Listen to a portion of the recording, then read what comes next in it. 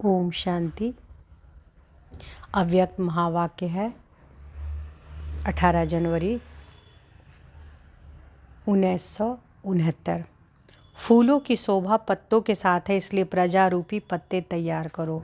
फूलों की शोभा पत्तों के साथ है, इसलिए प्रजारूपी पत्ते तैयार करो।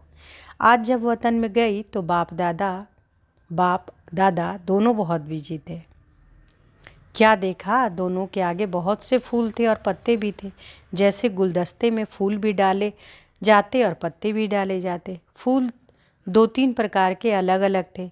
उनको देख रहे थे और छांट रहे थे। तो बाप दादा दोनों उसी कार्य में बिजी थे। मुझे देखा भी नहीं। जब मैं नज़दीक गई तो मुझे देख बाबा मुस्कुराए और कहा कि मैं सारा दिन बिजी रहता हूँ। देखो बच्ची, कितनी बड़ी कारोबार चल रही है। मैं फूल पत्ते 3 क्वालिटी के अलग अलग करके रखे हैं। ये फूल पत्ते, बाबा क्या बोले, मुस्कुराए बाबा और क्या बोले कि मैं सारा दिन बिजी रहता हूँ। देखो बच्ची, कितनी बड़ी कारोबार चल रही है। ये फूल पत्ते 3 क्वालिटी के अलग अलग करके रखे हैं। पहले बाबा ने मुझे फूल दिखाए जिनकी संख्या बहुत कम थी।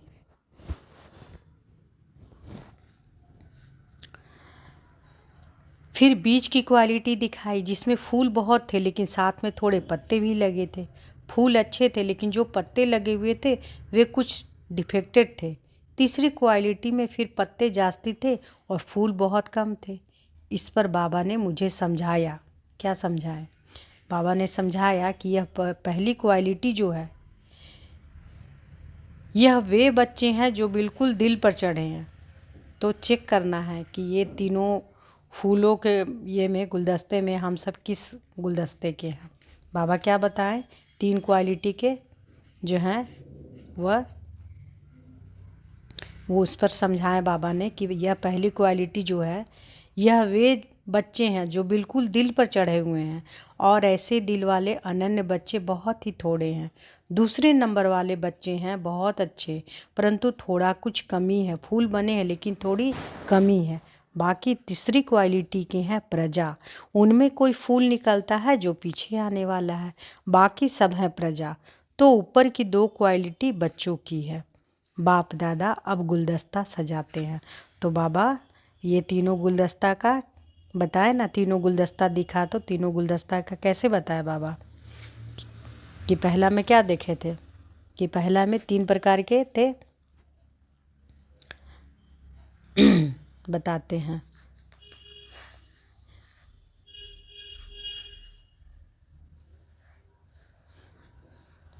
पहले में बाबा ने मुझे फूल दिखाए जिनकी संख्या बहुत कम थी, है ना।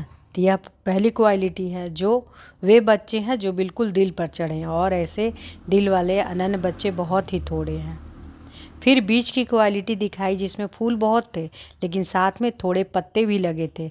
फूल अच्छे थे लेकिन जो पत्ते लगे थे वे कुछ डिफेक्टेड थे। तो दूसरे नंबर वाले बच्चे हैं बहुत अच्छे, परंतु थोड़ा कुछ कमी है। फूल बने हैं लेकिन थोड़ी कमी है। और तीसरी क्वालिटी में फिर पत्ते जास्ती थे और फूल बहुत ही कम थे। तो तीसरी क्वालिटी में के हैं प्रजा। उसमें कोई कोई फूल निकलता है जो पीछे आने वाले हैं, बाकी सब है प्रजा। तो ऊपर की 2 क्वालिटी बच्चों की हैं। तो अब देखना है कि हमारी कौन सी क्वालिटी है। बाप दादा अब गुलदस्ता सजाते हैं। जब गुलदस्ता सजाया जाता है तो सिर्फ फूल डालने से गुलदस्ता नहीं शोभता, उसमें कुछ पत्ते भी चाहिए। तुम फूल हो लेकिन तुम्हारे साथ पत्ते भी चाहिए। तुम राजा बनेंगे तो प्रजा भी चाहिए ना। तो प्रजा रूपी पत्तों के बीच में फूल शोभता है।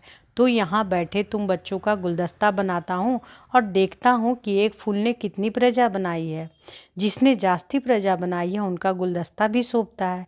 फिर बाबा ने एक प्रश्न पूछा कि जब कोई देवता की मूर्ति पर फूल चढ़ाते हैं तो सिर्फ फूल चढ़ाते, पत्ते निकाल देते हैं, क्यों?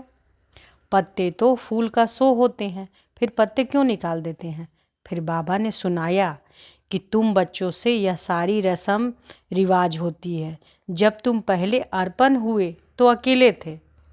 पहले बाबा देखिए इसका कैसे समझा रहे हैं कि जैसे देवता पर मूर्ति पर जब फूल चढ़ाते हो, पत्ते नहीं चढ़ाते हो, तो इसका क्या अर्थ होता है वो बाबा बता रहे हैं कि पत्ते तो फूल का शो होते, फिर पत्ते क्यों निकाल देते। फिर बाबा ने सुनाया कि तुम बच्चों से ही यह सारी रस्म रिवाज होती है।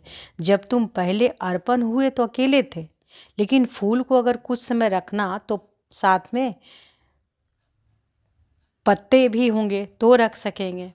वैसे ही जब तुम पहले अर्पण हुए तो तुम अकेले फूल अर्पण हुए हो, फिर तुमको 21 जन्मों के लिए अविनाशी चलना है तो प्रजा रूपी पत्ते भी लगाए जाते हैं। पहले तुम आए तो प्रजा नहीं थी, लेकिन अब तो तुम फूलों की शोभा ही प्रजा रूपी पत्तों से है। इसलिए बाप दादा कहते हैं प्रजा बनाओ, है ना। तो बाबा कैसे समझाएं कि देवताओं पर इस तरह से पत्ता हटाकर सिर्फ फूल चढ़ाते हैं, तो इसका अर्थ क्या, बाबा क्या बोले, एक बार फिर से सुनिए। बाबा ने सुनाया कि तुम बच्चों से ही यह सारी रस्म रिवाज होती है। जब तुम पहले अर्पण हुए तो अकेले थे, लेकिन फूल को अगर कुछ समय रखना हो तो पत्ते साथ में होंगे तो रख सकेंगे। वैसे ही जब तुम पहले अर्पण हुए तो तुम अकेले फूल अर्पण हुए, फिर तुमको 21 जन्मों के लिए अविनाशी चलना है तो प्रजा रूपी पत्ते भी लगाए जाते हैं। पहले तुम आए तो प्रजा नहीं थी, लेकिन अब तो तुम फूलों की शोभा ही प्रजा रूपी पत्तों से है। इसलिए बाप दादा कहते हैं, क्या बाप दादा कहते हैं, प्रजा बनाओ। फूलों की शोभा पत्तों के साथ है, इसलिए प्रजा रूपी पत्ते तैयार करो। अच्छा, ओम शांति।